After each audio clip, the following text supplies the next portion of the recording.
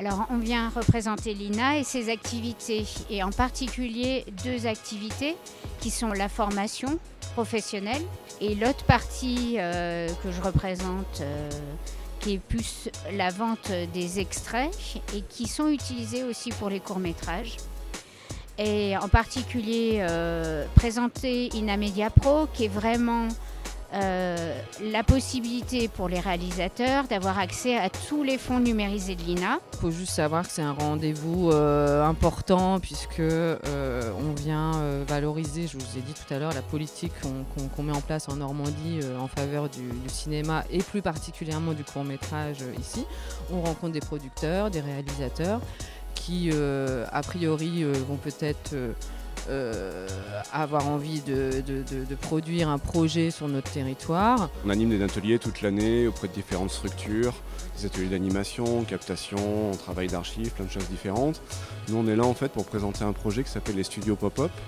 qui est un projet qu'on développe avec l'association Sauf qui peut le court-métrage, qui est organisatrice du Festival de Clermont. Où l'idée en fait c'est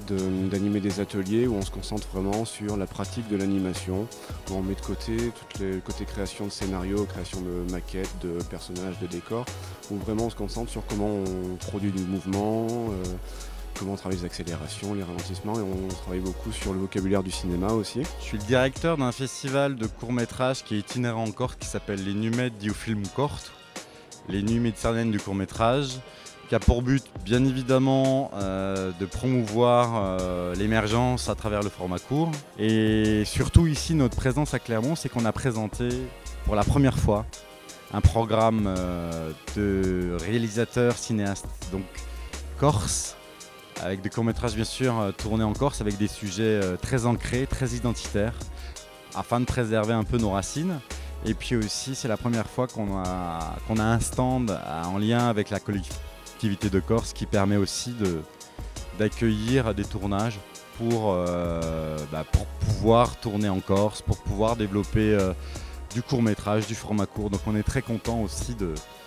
cette présence au marché du film et comme je vous le disais tout à l'heure, aussi de pouvoir créer, de mutualiser nos efforts entre voisins méditerranéens et c'est pour ça qu'on est marié avec le Maroc et la Tunisie présents aussi sur notre même stand.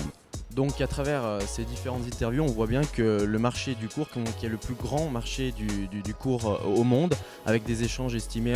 chaque année entre 500 et 800 000 euros, on voit bien qu'il y a une diversité d'acteurs.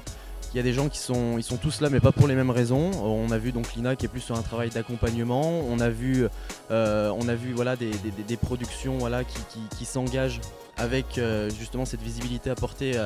au marché du court qui s'engage justement à promouvoir par exemple un modèle coopératif. Vu l'effervescence